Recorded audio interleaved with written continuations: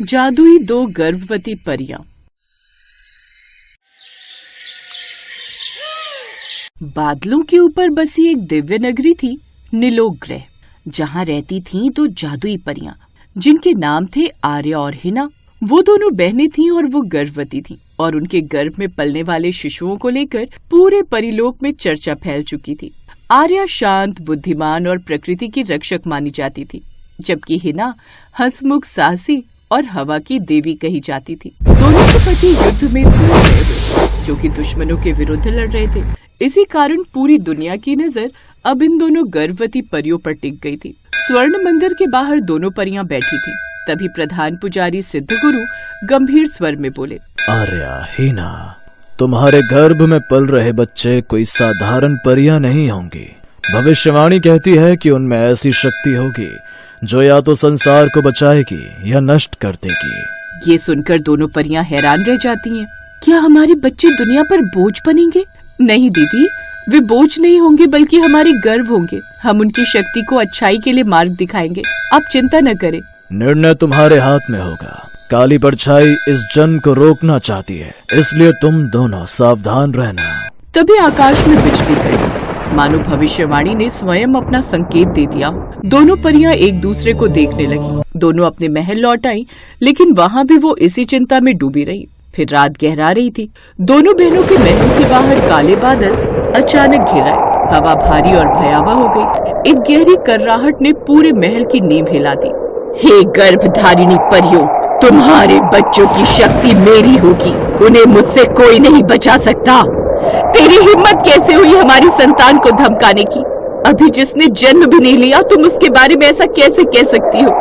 दुष्ट काली परछाई, तुम हमारे बच्चों का कुछ नहीं बिगाड़ सकती। वो काली आवाज हंसी के साथ वहीं थम गई, पर अंधकार की गंध वहीं छोड़ गई। दोनों बहनें एक दूसरे को हिम्मत देते हुए सो गईं। फिर अगली सुबह जब आर्या और हिना टहलने के लिए तालाब किनारे गई, तो उसके आसपास की धरती हरी भरी होने लगी। पेड़ों पर नए पत्ते खिल उठे, पक्षियों ने चहकना शुरू कर दिया। अरे, ये सब अचानक कैसे? तभी परिलोक का नन्हा बालक बोला, आर्या दीदी, आपके पेट से फूलों की खुशबू निकल रही है। ये सुनकर आर्या बड़ी खुश हुई, क्योंकि वो समझ गई थी कि उसके गर्भ में पलने वाली संतान अच्छी ही होगी। उधर हिना ने जैसे ही पंख फड़फड़ाए, हवाएं रंगीन हो गई। बच्चे ने दौड़कर कहा, हिना दीदी, बादल इंद्रधनुषी हो गए हैं। अब ये बात धीरे धीरे परिलोक में भी फैल गई। अब परिलोक में कुछ परियां खुश थी तो वहीं कुछ तनाव में। ये शक्ति खतरा भी हो सकती है। क्या पता किसी दिन ये बच्चे हमारी शक्ति छीन ले। हाँ, तुम ठीक कहती हो, ऐसा भी हो सकता है। फिर एक रोज चांदमुखी रानी, जो कि परिलोक की शासिका थी, वो वहां पहुंची। आर्या, हिना, तुम दोनों को सावधान रहना होगा, क्योंकि जब शक्ति असाधारण होती है तो डर और षड्यंत्र भी जन्म लेते हैं। यदि हमें माँ बनने का अधिकार मिला है तो रक्षा करने का भी हक मिला है। हम इन्हें कुछ नहीं होने देंगे। हाँ, हम डरेंगे नहीं, अपने बच्चों के लिए लड़ेंगे। दोनों की बात सुनकर रानी मुस्कुरा दी। अब दोनों ही परियां अपने खाने पीने का अच्छे से ध्यान रखती, साथ ही खुद को इतना शक्तिशाली भी बनाती कि बिना जादुई शक्ति के भी वो अपने बच्चों की रक्षा उस काली परछाई से कर सके। क्योंकि परिलोक का एक नियम था कि जब भी कोई परी गर्भवती होती थी, उस वक्त उनकी जादुई शक्तियां काम करना बंद कर देती थी। ऐसे ही समय भी था। एक रोज पुजारी सिद्धगुरु दोनों परियों को एक गुफा में ले गए। वहाँ एक प्राचीन चित्र उभरा हुआ था, जिस पर दो गर्भवती परियां बनी हुई थी, जिसमें एक की कोख में पल रहा बच्चा प्रकाश की भांति था, तो दूसरा बच्चा हवा से बना हुआ था। ये क्या है गुरुजी? यह चित्र सदियों पुराना है। भविष्यवाणी यही थी कि जब प्रकाश और हवा मिलेंगे तब नया जीवन जन्म लेगा, पर वही समय सबसे बड़ा संकट भी लाएगा। काली शक्ति इन बच्चों को युद्ध के हथियार बनाना चाहती है। वो इन बच्चों की मिलने वाली सारी शक्तियों को हासिल करना चाहती है। ये तुम दोनों के बच्चों के चित्र हैं। लेकिन हमारे बच्चे हथियार नहीं होंगे, वो शांति का प्रतीक बनेंगे। यदि किसी ने इन्हें छूने की कोशिश की तो उसका अंत निश्चित है। उनकी आंखों में पहली बार एक योद्धा माँ की चमक दिखाई दी। दोनों परियां अपने बच्चों की सुरक्षा के लिए प्रार्थना करने लगी।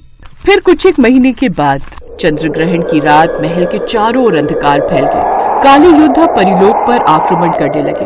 हथियारों की टकराहट, चीखों की गूंज। आर्या और हिना प्रसव पीड़ा से कराह रही थी। दाई माँ, कुछ कीजिए। कुछ नहीं होगा तुम दोनों को। और कुछ देर बाद दोनों ने 2 जादुई परियों को जन्म दिया।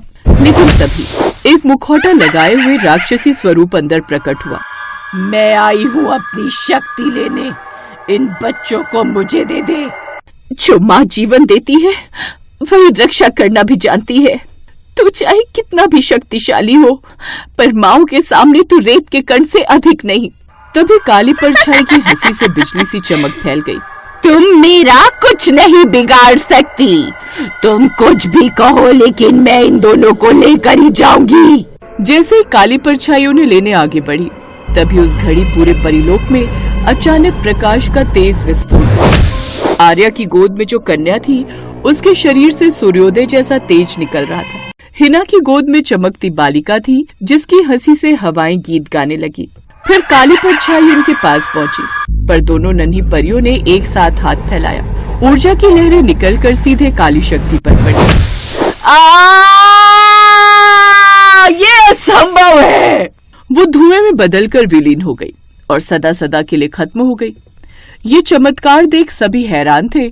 तुम्हारे बच्चों ने परिलोक को बचा लिया। उनके जन्म ने सिद्ध कर दिया कि सबसे बड़ी शक्ति मातृत्व है। आज से आर्य की बेटी का नाम शक्ति और हिना की बेटी वीरता के नाम से जानी जाएगी। सभी परियां अचंभित, भावुक और कृतज्ञ हो उठी।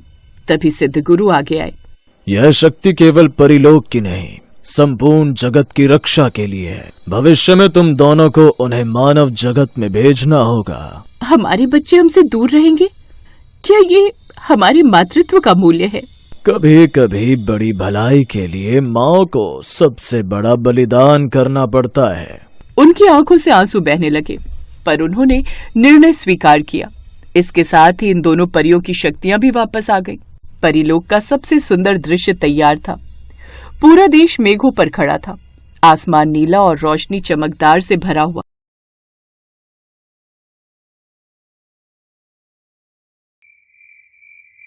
चुड़ैल चंद्रिका की अब उम्र हो चली थी, इसलिए वो चुड़ैलों की रानी को प्रसन्न करने के लिए बहुत तंत्र मंत्र कर रही थी। और फिर एक दिन चुड़ैलों की रानी प्रकट होती है। चंद्रिका, क्या हुआ? तुमने मुझे क्यों याद किया? रानी माँ, मेरी उम्र बढ़ रही है, मुझे अपनी उम्र को कम करना है। रानी माँ, कुछ कीजिए। इसका बस एक ही उपाय है। तुम्हें जादुई लहंगा पहनकर 7 बार विवाह करना होगा। जैसे ही तुम पहला विवाह करके अपने पति को मार दोगी, उसकी सारी उम्र तुम्हें मिल जाएगी और 7 बार मारकर तुम हमेशा के लिए अमर हो जाओगी। फिर तुम्हें कोई नहीं मार पाएगा। आप सच कह रही है रानी माँ? फिर तो ये लहंगा मुझे दे दीजिए, मैं अपने शिकार की तलाश में निकल जाती हूँ। इस लहंगे को बहुत संभाल कर रखना चंद्रिका, क्योंकि तुम जानती हो ये लहंगा हमने कैसे पाया था। जैसे ही तुम्हारा कार्य पूरा हो जाए, हमें ये लहंगा वापस कर देना। मैं जानती हूँ रानी माँ, मैं इस लहंगे को बहुत संभाल कर रखूंगी और जैसे ही मेरा कार्य पूरा होगा, मैं इसे आपको लौटा दूंगी। मैं अपने शिकार के लिए जाती हूँ रानी माँ, आज्ञा दीजिए। चुड़ैलों की रानी से चंद्रिका लहंगा ले लेती है। उस लहंगे में ऐसा जादू था कि जिसे पहनते ही चंद्रिका चुड़ैल से एक सुंदर लड़की के रूप में आ जाती थी, जिसे देखकर कोई भी लड़का शादी के लिए मना ही नहीं कर सकता था। और ऐसा ही हुआ। चंद्रिका ने अपने शिकार फंसाने शुरू कर दिए। चंद्रिका जादुई लहंगे को पहनकर एक सड़क पर रोती हुई जाती है, ताकि कोई लड़का उसकी आवाज को सुनकर रुक सके। और ऐसा ही हुआ। सड़क से आशीष नाम का एक लड़का अपनी कार से जा रहा था। चंद्रिका लहंगे में बिल्कुल एक दुल्हन की तरह लग रही थी। आशीष ने अपनी कार को रोका और उससे पूछा, क्या हुआ? आपको कोई परेशानी है? आपको देखकर लग रहा है आप किसी से बचकर भाग रही हैं। एक बदमाश जबरदस्ती मुझसे शादी करना चाहता था। उसने मेरे पिता को भी मार दिया। मुझे बचा लीजिए, मुझे उस बदमाश के साथ नहीं जाना। कोई बात नहीं, तुम घबराओ नहीं, मेरी गाड़ी में बैठ जाओ। मैं शहर की तरफ ही जा रहा हूँ, वहाँ तुम्हें कोई खतरा नहीं होगा। आशीष नाम का वो लड़का चंद्रिका के रूप पर मोहित हो जाता है। अब तक चंद्रिका उसे अपना नाम बता चुकी थी।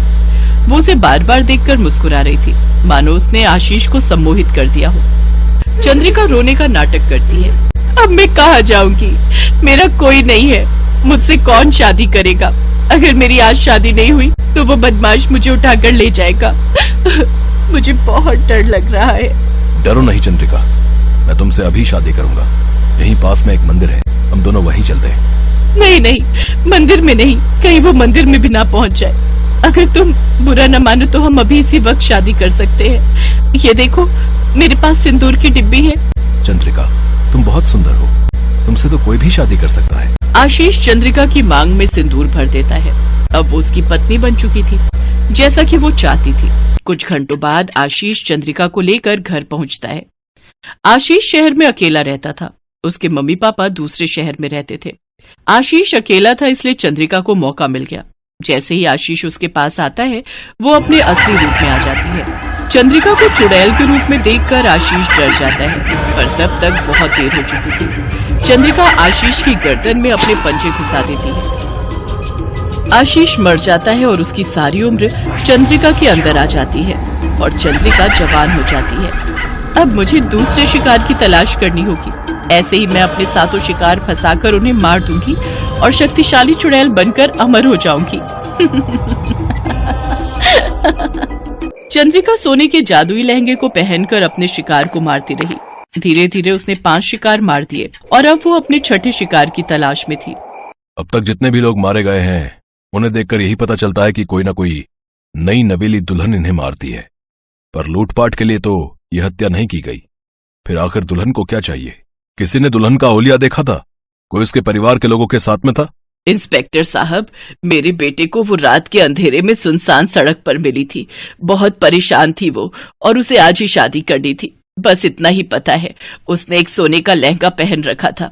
मुझे शक भी हुआ कि एक मजबूर लड़की सोने का लहंगा कैसे पहन सकती है, पर फिर मेरे बेटे ने इस ओर ध्यान ही नहीं दिया। और सुबह जब मैं कमरे में गई तो देखा मेरे बेटे की लाश बिस्तर पर पड़ी है। उसकी गर्दन पर पंजों के निशान है। हो ना हो इंस्पेक्टर साहब, वो कोई औरत नहीं, कोई चुड़ैल है। सर, मुझे तो लगता है कि ये उसी दुल्हन का काम है जिसने पहले भी काफी जगह दूल्हों को शादी के बाद मारा है। तभी इंस्पेक्टर अर्जुन के मोबाइल पर एक फोन आता है। हेलो, कौन? चेतन, क्या हुआ? चेतन, तेरी आवाज इतनी दर्द भरी क्यों है? अर्जुन, मेरे दोस्त, मेरे साथ धोखा हुआ है। वो चुड़ैल सोने के लहंगे में, वो चुड़ैल उसने मेरे साथ धोखे से शादी की और मुझे मार।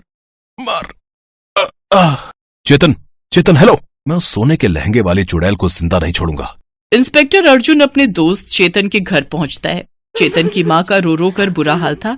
तभी वहां पर एक बहुत ही बूढ़े तांत्रिक बाबा आते हैं। बेटा, इससे पहले कि चुड़ैल चंद्रिका अपना 7वां और आखिरी शिकार मार दे, उससे पहले ही तुम्हें उसे पकड़ना होगा। आप कौन है महाराज? बेटा, मैं चंद्रिका का पिता हूं। चंद्रिका को शुरू से ही काली शक्तियों और मंत्रों के साथ खेलने की आदत थी। वो बचपन से ही गलत कार्य कर रही थी। कई बार मेरे टोकने पर भी उसने मेरी बात नहीं सुनी और एक दिन उसने एक निर्दोष बच्चे को मारना चाहा। मजबूरन मुझे अपनी शक्तियों से चंद्रिका को समाप्त करना पड़ा। चंद्रिका चुड़ैल बनकर चुड़ैलों की रानी माया के साथ मिल गई और एक दिन जब मैं घर पर नहीं था तो पीछे से चंद्रिका चुड़ैलों की रानी माया के साथ घर आई। चंद्रिका की मां ने उसे बहुत रोकने की कोशिश की, पर चंद्रिका एक बेटी नहीं थी, वो तो एक चुड़ैल बन गई थी। उसने मेरी पत्नी को यानी अपनी मां को भी मार दिया और जादुई लहंगा उठाकर ले गई। तब से मैं चंद्रिका की तलाश में हूं। जब मुझे पता चला कि वो इस तरह शादी करके दूल्हों को मार रही है, तो मैं समझ गया कि अवश्य ही वो उस लहंगे का दुरुपयोग कर रही है। चंद्रिका अब 7वें शिकार की तलाश में है। वो अमर हो जाएगी, उसकी शक्तियां बढ़ जाएंगी, फिर उसे मारना असंभव है। उसे रोक लो बेटा। पर मैं उसे कैसे रोक सकता हूं? उसे रोकने के लिए तुम्हें जाल बिछाना होगा, ताकि समय पर वहां पहुंचकर मैं मंत्रों की सहायता से चंद्रिका को खत्म कर दूं। अर्जुन चंद्रिका की तलाश में उसी सड़क पर जाता है जहां उसका दोस्त चेतन मारा गया था। रात हो चुकी थी। अर्जुन जानबूझकर अपनी गाड़ी धीरे चला रहा था ताकि चंद्रिका खुद उसके पास आ जाए। तभी अर्जुन देखता है कि लहंगे के अंदर सजी संवरी चंद्रिका घबराई हुई वहां आती है। अर्जुन का तीर निशाने पर लग चुका था। अरे कौन हो तुम, और इतनी रात को यहाँ क्या कर रही हो? तुम तो कोई दुल्हन दिखाई देती हो। क्या कोई परेशानी है? मुझसे कहो। मेरे माता पिता को मारकर एक बदमाश मुझसे जबरन शादी करना चाहता है। मैं किसी तरह अपनी जान बचा कर आई हूँ। मुझे अपनी गाड़ी में थोड़ी सी जगह दे दो। वो बदमाश मेरा पीछा कर रहा है। अच्छा, कोई बात नहीं, आओ जल्दी से मेरी गाड़ी में बैठ जाओ। अरे तुम अभी भी क्यों रो रही हो?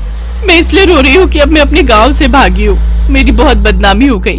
अब मुझसे कौन शादी करेगा? मैं कहाँ जाऊंगी, मैं कहाँ रहूंगी? चिंता मत करो, तुम बहुत सुंदर हो। तुम्हें तो बहुत लड़के मिल जाएंगे जो तुमसे शादी करना चाहेंगे। अगर तुम बुरा ना मानो तो मैं तुमसे शादी अभी और इसी वक्त कर सकता हूँ। सच? क्या तुम मुझसे शादी करोगे? ये देखो मेरे पास सिंदूर की डिब्बी है। हमें किसी मंदिर में जाने की जरूरत नहीं है। तुम अभी के अभी मुझसे शादी कर सकते हो। मैं तभी तुम्हारे साथ तुम्हारे घर चलूंगी। बस इतनी सी बात। ये लो, हो गई हमारी शादी। अर्जुन चंद्रिका को लेकर घर आ जाता है। चंद्रिका जाओ, तुम कपड़े चेंज कर लो। इतना भारी लहंगा पहना हुआ है, इसमें तुम थक गई होगी। मैं तुम्हें माँ की साड़ी दे देता हूँ, तुम वो पहन लो। नहीं नहीं, मैं ये लहंगा नहीं उतार सकती। मैं इसमें तुम्हें सुंदर नहीं लग रही। देखो देखो तो, ये तो सोने का लहंगा है, कितना सुंदर है। मैं इस लहंगे को सुबह ही उतारूंगी। मुझे बहुत नींद आ रही है। चलो ना अंदर कमरे में चलते हैं।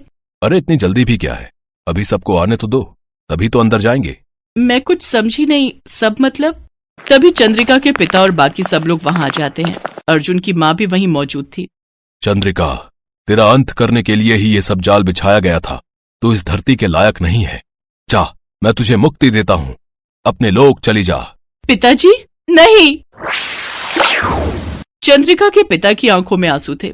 चंद्रिका लहंगे के साथ ही खत्म हो जाती है और उसके साथ साथ चुड़ैलों की रानी और बाकी सब चुड़ैलों का भी अंत हो जाता है। अर्जुन को अफसोस था कि उसका इतना प्यारा दोस्त आज उसके साथ नहीं था, पर उसे तसल्ली थी कि उसने अपने दोस्त की कातिल उस चुड़ैल को खत्म कर दिया था।